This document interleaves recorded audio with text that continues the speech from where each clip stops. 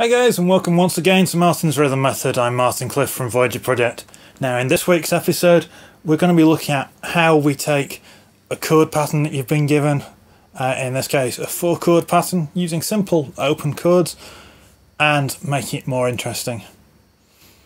Okay, so I come into the studio, I'm told we're playing a song that's in A.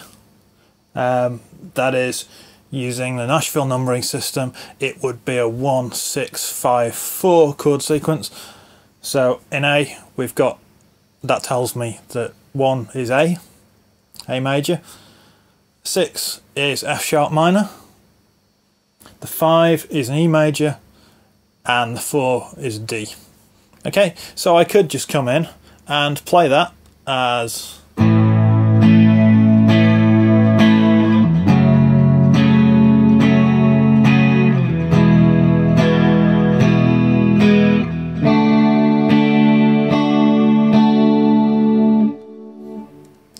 and any self-respecting producer would fire me on the spot because that is not good guitar playing. It was in time, it was the right chords, but it was about as boring as you can get. Okay, so how do we go about making that more interesting? Now,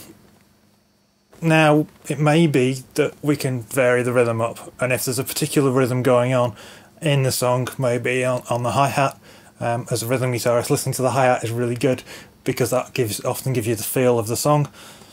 So maybe we want to do something along the lines of okay,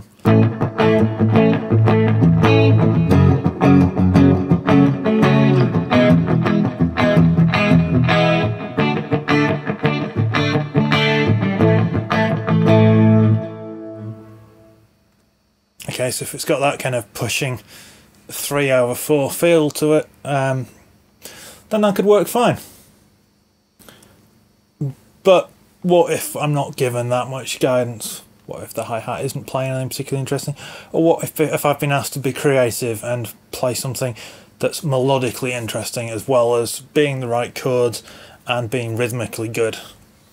Okay, so what I might do is I would look at what notes make up those chords, how I can alter them using suspensions or maybe sevenths.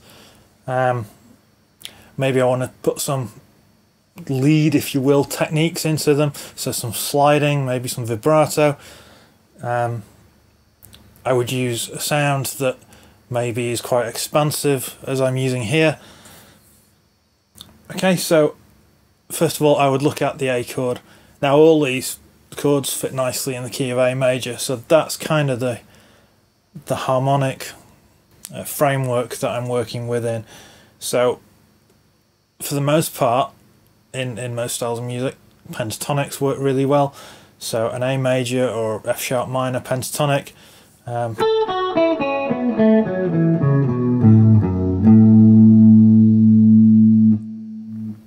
that's a good place to be. I know that the notes in that will work with all 4 of the chords. That'll work really well. Okay, so over the A chord,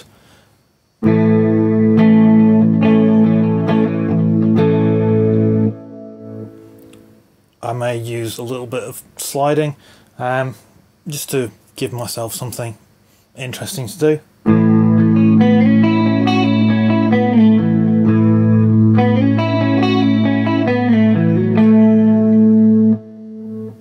And there, those notes I'm using are E, F sharp, A, B, C sharp, E and F sharp, which are all notes within that minor pentatonic.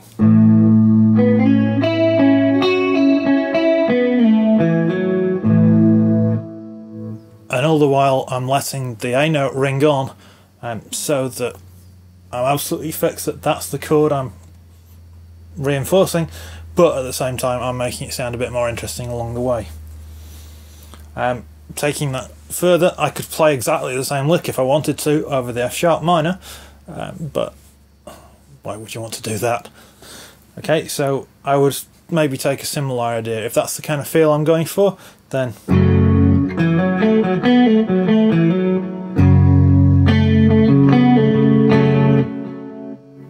so in that case I'm playing a bit more of the chord, but I'm going to the minor seventh of the scale, and also the suspended fourth, so that gives me that little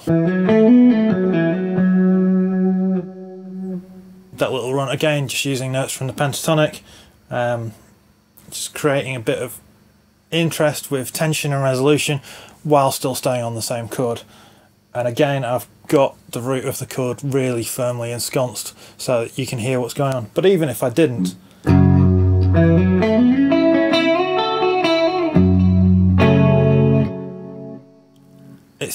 it's there. It still works really well. Okay, so I've done a similar kind of lick using pentatonics for the first two chords. Now my next chord is an E chord.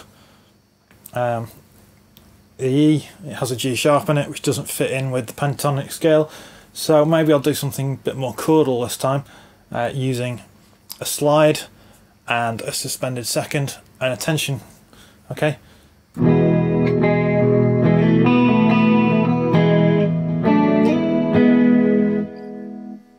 Okay, so I went from the major to a suspended fourth, and then I did this thing where I use partial chords, so playing the inside strings, the D, the G and the B strings, and I went from a standard E major triad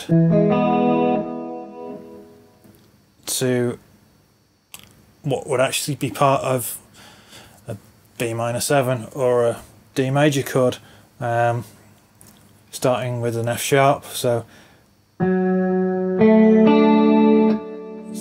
F sharp, A and D, but I'm not going to linger on that long because I'm still...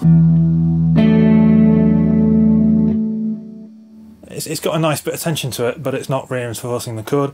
But all I can do is then literally slide all three fingers up 2 frets, which then gets rid of the tension and again gives me something interesting to do.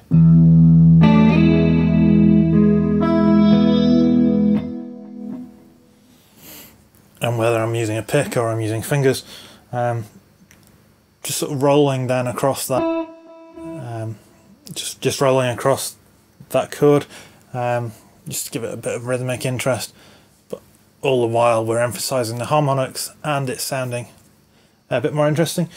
And then probably for the final chord, the D, I would use my old friend the suspended second chord and use a rolling pattern using upstrokes or maybe using my fingers, just to give it a bit of stability at the end of the lick. Okay, so that would be...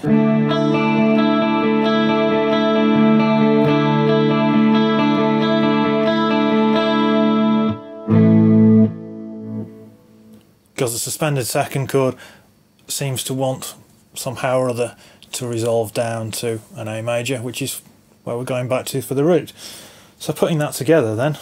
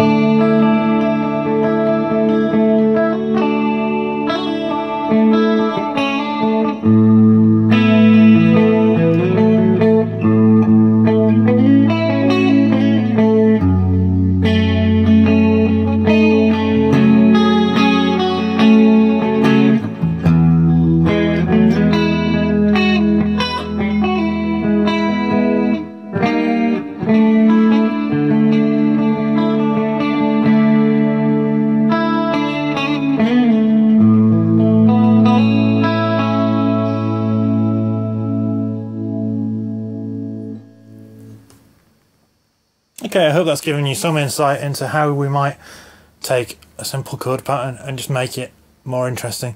The more creative you can be as a rhythm player while still fitting the musical context that you're working in, the better rhythm player you are. And that at the end of the day is what we're aiming for. Okay, thank you for watching. I'll see you next time. Take care of yourselves.